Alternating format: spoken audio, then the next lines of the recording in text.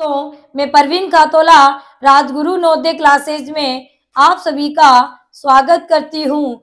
तो दोस्तों साथियों, आज फिर हम गणित के इम्पोर्टेंट क्वेश्चनों को हल करने वाले हैं। तो आज की क्लास स्टार्ट करते हैं। तो हमारा पहला प्रश्न है कि 7 के प्रथम 7 गुणजों का योग है।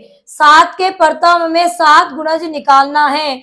तो गुणजों का योग निकालने का फॉर्मूला हमने पढ़ा था, तो वो क्या होता है? तो प्रथम के प्रथम n गुणजों का योग निकालने का फॉर्मूला होता है kn bracket n plus 1 bracket बंद बटा में 2। के का मतलब है कि किस संख्या के हम गुणज निकाल रहे हैं और एन का मतलब होता है कितने निकाल रहे हैं, और वो भी प्रथम होने चाहिए। तो यहाँ हम 7 के निकाल रहे हैं और प्रथम 7 ही निकाल रहे हैं। तो के की जगह क्या आएगा 7 और गुणा में एन की जगह क्या आएगा 7, क्योंकि 7 ही हम निकाल रहे हैं। ब्रैकेट 7 प्लस 1 ब्रैकेट बंद बटा में 2। तो आगे हल करेंगे तो 7 गुणा में 7 और ब्रैकेट हल करते हैं तो 7 में 1 जोड़े तो 8, तो यहाँ गुणा में आ जाएगा 8 और बटा में 2। ठीक है, तो 2 से 1 बार और 2 से 4 बार।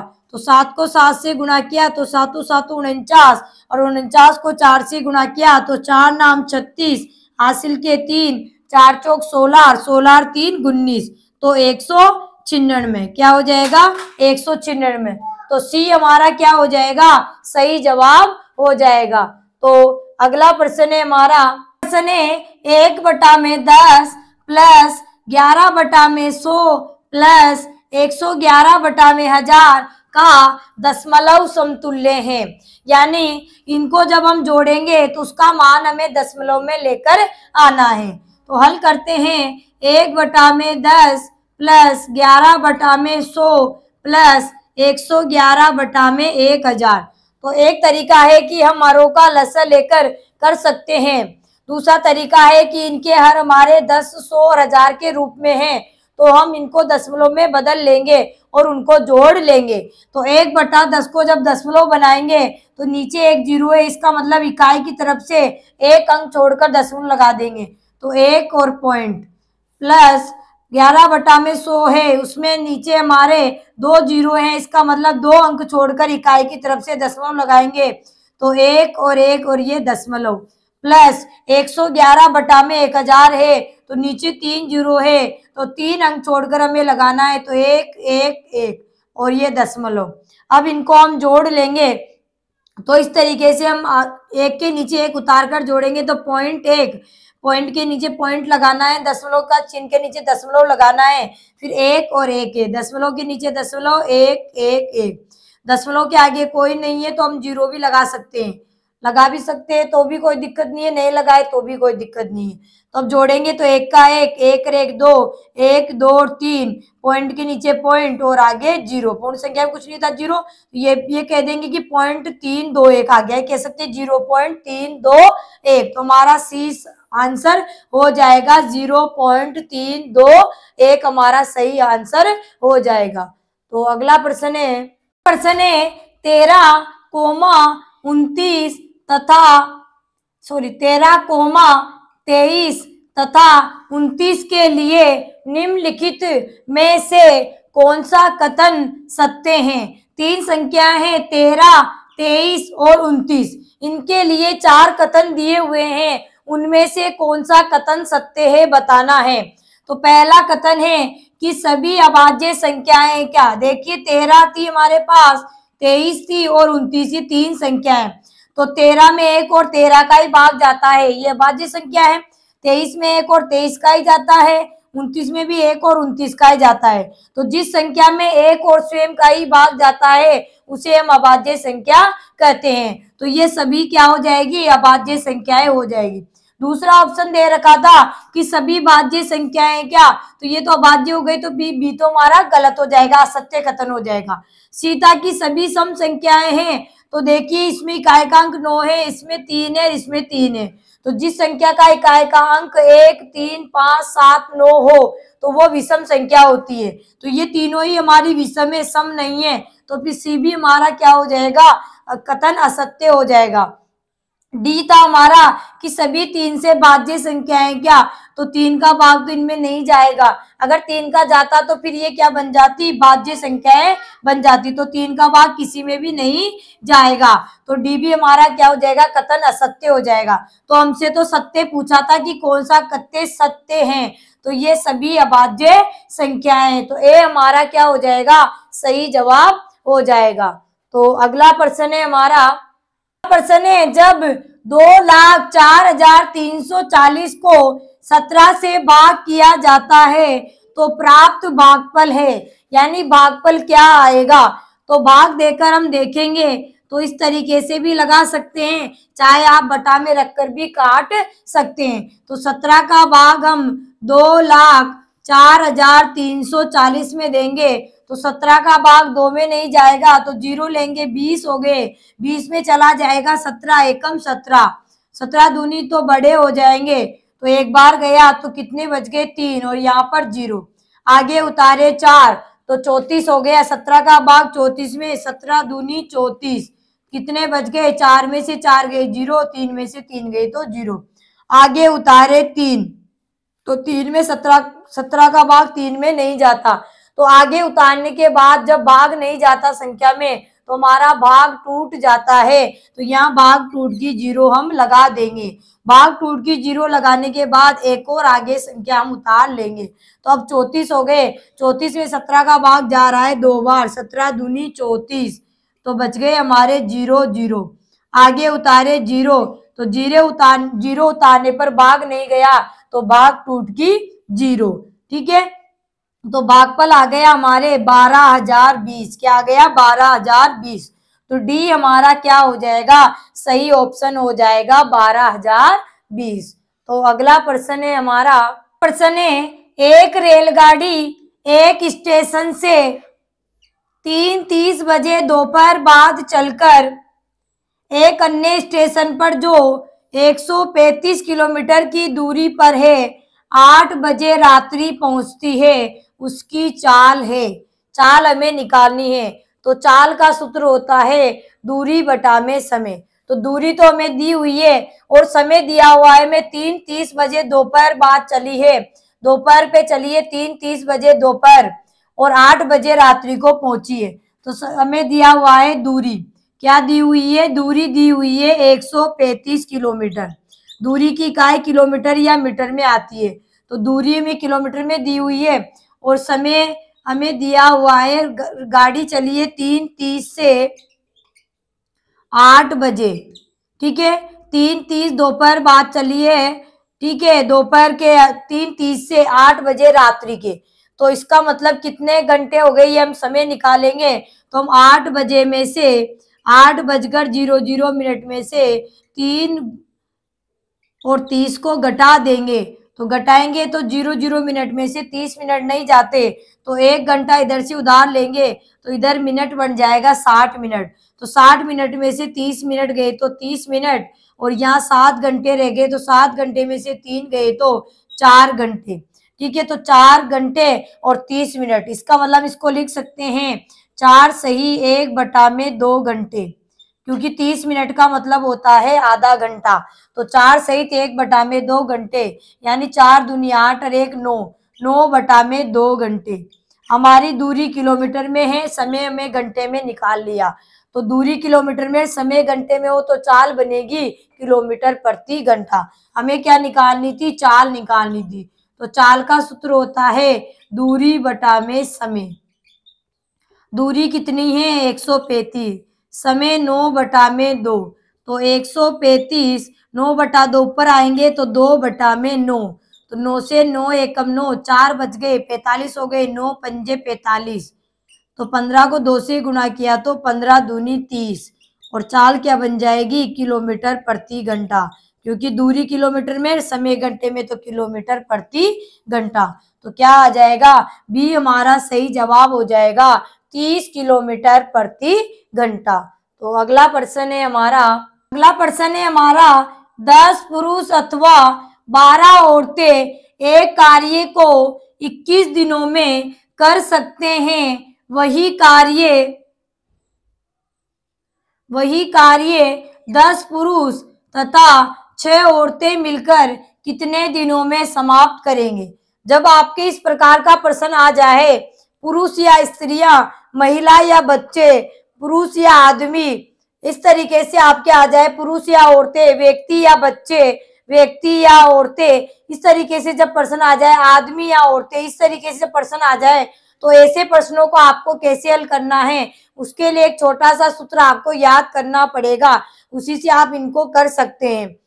तो यहाँ पर जो 10 पुरुष है, तो पुरुष को हम M1 बोलते हैं, तो ये M बोलते हैं मैन यानी आदमी, तो ये हो जाएगा हमारा M1। और औरतों को हम वुमेन बोलते हैं, यानी इसको हम W से लिख सकते हैं, ये हमारे W1, यानी 10 पुरुष और 12 औरतें। दूसरी लाइन में दिए हुए में 10 पुरुष तथा 6 औरतें, तो ये 10 पुरुष क्या हो जाएंगे हमारे, ये M1 था तो ये M2 हो जाएगा, और ये W1 था तो ये W2 हो जाएगा, और 21 दिनों में कर रही है तो ये हमारे कुल दिन हो जाएंगे। ठीक है, ये आपको लगा लेना है चिन्ह इस तरीके से। अब यहाँ पर आदमी और बच्चे आए तब भी आपको M1 W1 ही करना है। ठीक है, पुरुष और स्त्रियां आ जाए तब भी आप, आदमी और स्त्रियां आ जाए तब भी आपको इस तरीके से मानना है, पहला M1 और दूसरा W1, दूसरी लाइन में M2 और W2, तो आपका आंसर मिनटों में निकल कर आ जाएगा। तो उसके लिए सूत्र है हमारे कुल दिन बटा में M2 बटा में M1 प्लस W2 बटा में W1, ये फॉर्मूला आपको लगाना पड़ेगा। तो कुल दिन कितने दिन में कर रहे हैं, 21 दिन में, बटा में M2 कितना है, तो पहला नहीं है M1 है, ये M2 है, तो M2 हमारे 10 है, बटा में M1 हमारे 10 है, प्लस W2 हमारे 6 है, W2 और W1 है हमारे 12।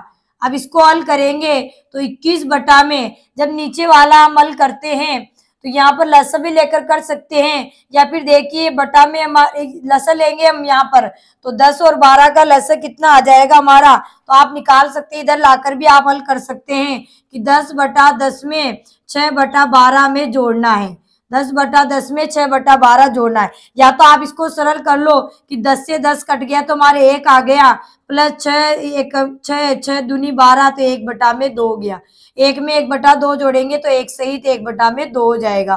ठीक है, यानी 2 एकम 2 और 1 3 बटा में 2, मिश्र भिन्न को साधारण बनाए तो 3 बटा में 2, ऐसे भी कर सकते हैं। और दूसरा तरीका क्या है कि आप लसा पर लेकर भी कर सकते हैं। दूसरा तरीका क्या हो जाएगा कि 10 बटा में 10 है, प्लस 6 बटा में 12 है, तो इनका जब हम लसा पर लेंगे तो इस तरीके से लसा पर हम भाग विधि से करेंगे, तो 2 पंजे 10, 2 छिक्की 12, 5 बार 2 तिया 6, 3 बार 3 एकम 3, 5 बार 5 एकम 5, तो 2 दूनी 4, 4 3 12, 12 पंजे 60, तो लसा आ गया हमारे 60। इस तरीके से भी आप कर सकते हैं। ठीक है, तो 60 लसा आया, उसको हर के रूप में लिख देंगे। अब 10 का भाग लसा में लगाएंगे तो 10 छिक्की 60, 6 बार गया, 6 को अंश से गुणा करेंगे तो 10 छिक्की 60। ठीक है, प्लस 12 का भाग 60 में कितनी बार गया, 5 बार, और 5 को अंश से गुणा करेंगे तो 5 छंग 30, तो 60 में 30 जोड़े तो कितने हो गए, 90, 90 बटा में 60, 1 जीरो से 1 जीरो गया, 3 दूनी 6, 3 तिया 9, तो हमारे 3 बटा 2 ही तो आ रहे थे। तो इस तरीके से भी आप कर सकते हो। अगर आपको डायरेक्ट नहीं आता तो आप लसा लेकर आराम से कर लो, या फिर आप यहाँ पर सरल करके भी कर सकते हैं, तो भी आपके 3 बटा 2 ही आएंगे। तो यहाँ आ गए हमारे 3 बटा में 2। अब इसको आगे हल करेंगे तो 21 बटा में 3 बटा 2 है, तो ऊपर आएगा तो 2 बटा में 3, तो 3 से 3 एकम 3, 3 7 21। ठीक है, तो 7 से कितनी बार कट जाएगा हमारे, 7 दूनी 14। ठीक है, तो 14 दिन में समाप्त कर लेगी, कितना आ जाएगा, 14 दिन में समाप्त कर लेगी। तो सी हमारा क्या हो जाएगा, सी ऑप्शन हो जाएगा हमारे 14 दिन, हमारा सी ऑप्शन सही हो जाएगा। तो इस सूत्र से आप आराम से जल्दी ही सवाल को हल कर सकते हो। तो हमारा आंसर आ गया सी। तो अगला प्रश्न है हमारा, प्रश्न है, एक मछली टैंक 22 लीटर पानी से पूर्णतः भर जाता है। इसका मतलब है कि उस टैंक में 42 लीटर कुल पानी आता है, 42 लीटर में वो पूरा भर जाएगा, पूर्णतः का मतलब पूरा भर जाता है। इसका 5/7 भाग पानी से भरा हुआ है। यदि टैंक में से 1/3 भाग पानी निकाल लिया जाए तो इसे पूर्णतः यानी पूरा भरने हेतु कितने लीटर पानी और डालना पड़ेगा। बहुत ही शानदार प्रश्न है। तो कुल कितने लीटर में भरता है हमारा टैंक, कुल पानी कितना आता है टैंक में, कुल पानी आता है बराबर 42 लीटर।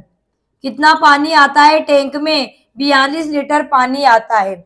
इसका कितना भाग भरा हुआ है, तो भरा भाग कितना दिया हुआ है, 5/7 भाग भरा हुआ है। तो ये भाग है, तो इसको हम लीटर में निकाल लेंगे कि कितना पानी अभी टैंक में भरा हुआ है। तो पानी भरा हुआ है, पानी भरा है बराबर, तो कितना भरा हुआ है, 42 का 5/7 निकाल लेंगे क्योंकि यहाँ भाग दिया हुआ है ना। तो 42 का मतलब गुणा 5/7, 7 एकम 7, 7 छंग 42, तो 6 पंजे 30 लीटर। तो 30 लीटर पानी अभी टैंक में भरा हुआ है। जो मछली टैंक है ना उसमें 30 लीटर पानी भरा हुआ है। अब क्या कर लिया, टैंक में से 1/3 भाग पानी निकाल लिया जाए। तो पानी निकाला बराबर 1/3 भाग। पानी निकाल लिया 1/3 भाग। किसमें से निकाला, 30 लीटर भरा हुआ था इसमें से निकाला। तो कितना पानी निकाल लिया, हम लीटर में निकाल लेंगे। तो पानी निकाला गया बराबर 30 का 1/3 निकालेंगे।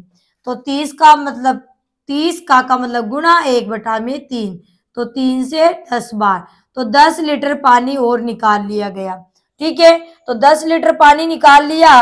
तो अब टैंक में कितना पानी रह गया हमारे, शेष पानी कितना रह गया, 30 था भरा हुआ, उसमें से 10 लीटर और निकाल लिया तो 20 लीटर पानी हमारा शेष बच गया। कितना लीटर पानी बच गया, 20 लीटर। अब कहा जा रहा है कि निकाल लिया जाए तो इसे पूर्णतः भरने के लिए, पूरा भरने के लिए कितना पानी और डाला जाएगा। तो पूरा कब भरता है, कितने में भरता है, पूरा 42 लीटर में। कितने में भरता है, 42 में। तो कितना डाले 20 में कि 42 हो जाए। तो कितना डालना पड़ेगा, 42 - 20 बराबर 22 लीटर। यानी 22 लीटर पानी डालते 20 में 42 हो जाएगा। 20 लीटर में 22 लीटर डालते 42 हो जाएगा ना। तो 42 में से 20 घटाते 22 लीटर आ गया। यानी 22 लीटर पानी डालते टैंक वापस, मछली का टैंक वापस पूरा भर जाएगा। पूरा सीधा में दिया हुआ था, जैसे जैसे दिया हुआ था वैसे वैसे हमने कर दिया। कहा गया था कि 42 लीटर पानी से पूर्णतः भर जाता है मछली टैंक। तो कुल पानी कितना आता है, बराबर 42 लीटर। इसका 5/7 पानी से भरा हुआ है। तो 5/7 भाग पानी से भरा होता है। ये भाग में दिया हुआ तो हमने लीटर निकाल लिया कि 42 का 5/7 कितना होता है, तो 30 लीटर होता है। इसका मतलब है 30 लीटर पानी टैंक में भी भरा हुआ था। फिर उसमें से भी 1/3 भाग पानी बाहर निकाल लिया।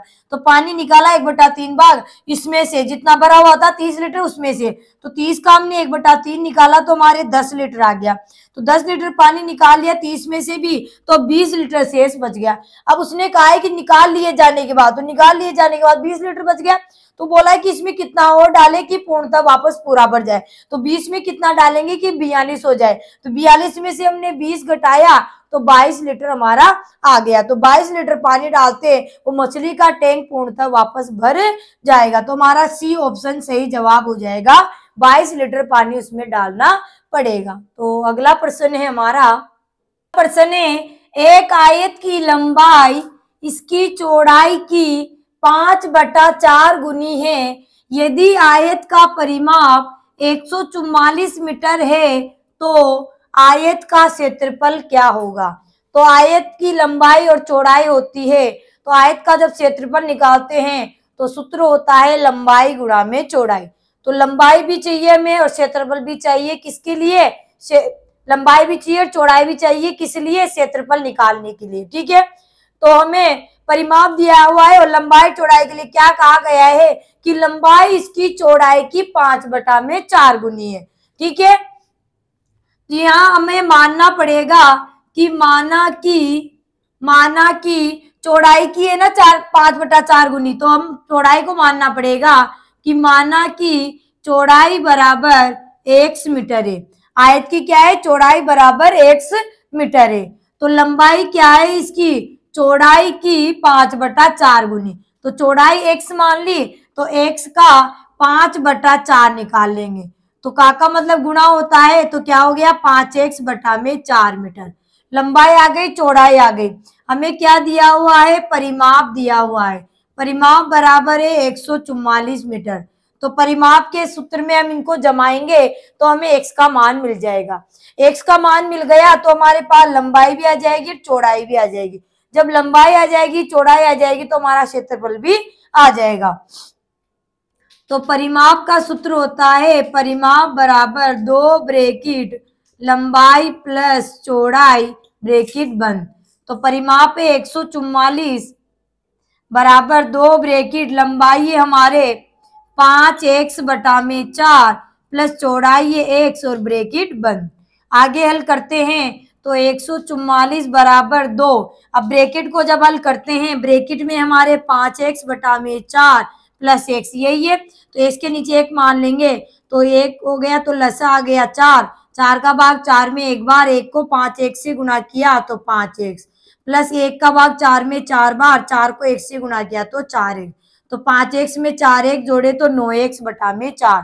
तो यहाँ आ गया हमारे गुणा में 9x/4। क्या आ गया, 9x/4। ठीक है, तो आगे हल करते हैं तो 2 से हमारा कट गया 2 बार, यानी हमारा क्या आ गया, इधर आगे करते हैं तो 144 बराबर 9x/2 आ गया। हमें x का मान निकालना है तो x यहाँ रह जाएगा 9/2। जब इधर पक्षांतर करेंगे तो वो हो जाएगा 2/9। ठीक है, तो 9 से हमारा कट गया 9 एकम 9 और यहाँ बच गए 5, तो 54 हो गए। 9 छिक्की 54, तो 16 दूनी 32। 32 बराबर x आ गया। 32 बराबर क्या आ गया, x। अब चौड़ाई हमने क्या मानी थी, चौड़ाई हमने x मानी थी, तो चौड़ाई आ गई हमारे 32 मीटर। और लंबाई हमने क्या मानी थी, 5x/4। तो 5 गुणा में x का मान आ गया हमारे 32 और बटा में 4, तो 4 नाम 36 और 5 छिक्की 4 से 9 बार और 5 नाम 4 8 32। सॉरी 5x 5 गुणा में 32, 4 8 32। तो क्या हो गया 5 8 40। तो 40 मीटर क्या हो गई हमारे लंबाई हो गई। 40 मीटर क्या हो गई हमारे लंबाई आ गई, चौड़ाई आ गई और लंबाई आ गई। हमें तो क्या पूछा था, क्षेत्रफल पूछा था। क्या पूछा था, क्षेत्रफल। तो क्षेत्रफल का सूत्र होता है लंबाई गुणा में चौड़ाई। क्या होता है, लंबाई गुणा में चौड़ाई। लंबाई आ गई हमारे 40 गुणा में चौड़ाई आ गई हमारे 32। गुणा करेंगे तो 0, 4 दूनी 8 और 4 3 12। ठीक है, तो कितना हो गया 1280। और क्षेत्रफल निकाले हैं इसलिए क्या लग जाएगा, वर्ग। और पीछे मीटर है, इसकी लंबाई चौड़ाई तो मीटर, तो वर्ग मीटर। क्योंकि क्षेत्रफल में हम क्या लगाते हैं, वर्ग लगाते हैं। मात्रा क्या लगाते हैं, वर्ग लगाते हैं। तो 1280 वर्ग मीटर हो जाएगा। हमें जैसा कहा गया था वैसा हमने कर दिया। कहा था कि लंबाई इसकी चौड़ाई की 5/4 गुनी है, तो चौड़ाई 1 से तो लंबाई 5x/4 हो जाएगी। भाई गुने का मतलब क्या होता है, गुणा करना। अब लंबाई चौड़ाई हमारे पास आ गई है, तो परिमाप के सूत्र में जब हमने रखा तो हमारे x का मान क्या आ गया, 32 आ गया। x हमने चौड़ाई को माना था तो चौड़ाई 32 मीटर आ गई और लंबाई 5x/4 थी, तो x की जगह जब 32 रखा तो 4 8 32, 8 5 40 मीटर लंबाई आ गई। जब लंबाई चौड़ाई आ गई तो क्षेत्रफल आ गया हमारे 1280 वर्ग मीटर। तो हमारा डी ऑप्शन क्या हो जाएगा, सही जवाब हो जाएगा। तो अगला प्रश्न है हमारा कि श्याम ने एक परीक्षा में राजू से 15 अंक अधिक पाए, जबकि अनिल ने उसी परीक्षा में श्याम से 10 अंक अधिक पाए। यदि उनके कुल प्राप्तांक 400 हो तो अनिल ने कितने अंक पाए। तो ऐसा प्रश्न हमने किया था, तब मैंने आपसे कहा था कि ऐसे प्रश्नों को हम कैसे हल करते हैं। चाहे किसी के भी अंक हमसे पूछे, चाहे किसी का भी भार हमसे पूछे, हम किसको मानते हैं, तो जिसका नाम 2 बार आता है प्रश्न में उसको हम x मानकर चलते हैं। तो यहाँ पर देखिए श्याम है, फिर राजू है, फिर अनिल है, फिर श्याम है। तो श्याम का नाम हमारे यहाँ पर 2 बार आया है। तो श्याम को ही हमें मानना पड़ेगा। तो श्याम को हम यहाँ पर क्या रख देंगे, बीच में बिठा देंगे, और श्याम है और इधर क्या लिख देंगे, राजू, और इधर कौन हो जाएगा, हमारे अनिल। ठीक है, ये तीन ही नाम थे हमारे, राजू, श्याम और अनिल। ठीक है, अब हम यहाँ मानेंगे कि माना कि श्याम के अंक बराबर हैं एक्स, कि श्याम ने एक्स अंक प्राप्त किए, तो श्याम के हो गए एक्स, जिसका नाम दो बार आता है उसी को ही मानना पड़ेगा। ठीक है, चलिए पहली लाइन शुरू करते हैं कि श्याम ने, किसने, श्याम ने, जिसके लिए बोला है उस पर हाथ रखिए। श्याम ने एक परीक्षा में राजू से, किससे, राजू से 15 अंक अधिक पाए। किससे, इस राजू से इसने 15 अंक अधिक पाए। तो इसके अंक तो हमने लिख दिए। तो राजू से इसने 15 अंक अधिक प्राप्त किए, इसका मतलब राजू ने क्या किए होंगे, इससे 15 अंक कम प्राप्त किए होंगे, क्योंकि यहाँ पर मान लिया तो इसमें थोड़ी जोड़ेंगे x + 15, क्योंकि इसने तो क्या किए, राजू ने, श्याम से क्या किए, श्याम ने क्या किए, एक परीक्षा में राजू से 15 अंक अधिक पाए। तो श्याम के तो हमने लिख दिए, अब राजू के नहीं है, तो फिर इसने 15 अंक ज्यादा प्राप्त किए, इसका मतलब है राजू ने 15 अंक कम प्राप्त किए। तो ये राजू के हो जाएंगे x - 15, तभी तो इसके हो जाएंगे इससे 15 ज्यादा। भाई इसके अंकों में से 15 घटा देंगे तो इसका मतलब है इसके 15 इससे ज्यादा है। ठीक है, अगली लाइन थी कि अनिल ने, किसने, अनिल ने उसी परीक्षा में श्याम से, किससे, श्याम से 10 अंक अधिक प्राप्त किए। तो श्याम ने x प्राप्त किए, तो अनिल ने कितने प्राप्त किए, x + 10। इस तरीके से समझना है। ठीक है, यहाँ पर इसने ज्यादा प्राप्त किए थे तो इसके अंक तो हमारे पास थे x, यहाँ तो जोड़ नहीं सकते, तो फिर इसके घटाने पड़ेंगे कि राजू ने इससे 15 अंक कम प्राप्त किए। तो ये हमारे तीनों के अंक आ गए। अब तीनों के मिलाकर कुल अंक में यहाँ दिए हुए थे 400, तो तीनों को जोड़कर बराबर में 400 में लिख देंगे। तो x - 15 + x + 10, ये तो हो गए राजू के, ये श्याम के और ये अनिल के, और तीनों के मिलाकर प्राप्त अंक है 400।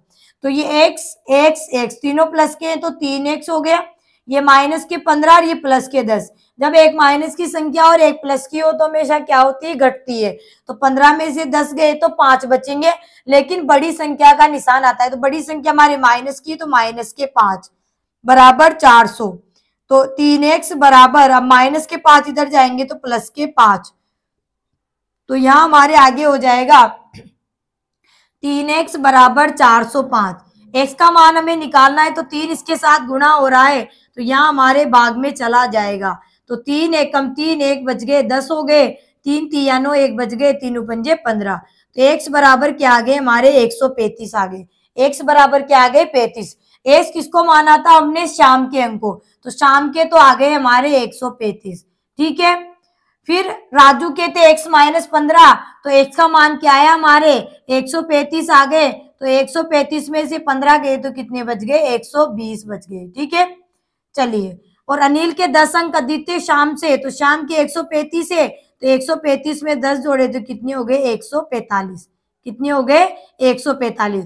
तो राजू के, श्याम के और अनिल के तीनों के अंक आ गए हमारे पास 120, 135, 145। अब तीनों ही आंसर हमें दिए होंगे, ये भी मैंने आपसे कहा था।